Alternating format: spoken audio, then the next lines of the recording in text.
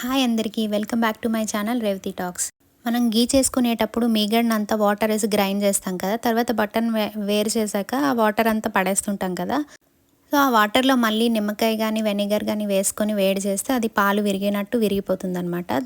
దాన్ని ఫిల్టర్ చేసుకొని ఉంచుకున్నాను.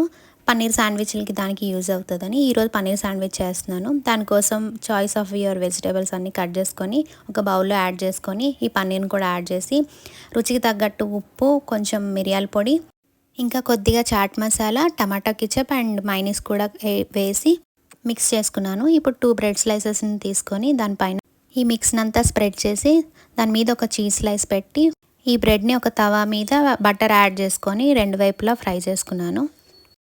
అంతే, ఎంతో టేస్టీ పన్నీర్ శాండ్విచ్ రెడీ. అయితే ఇలా చేసిన ఈ పన్నీర్ని వెంటనే 2 డేస్లో కన్జ్యూమ్ చేయాలి, లేదంటే పాడైపోతుంది.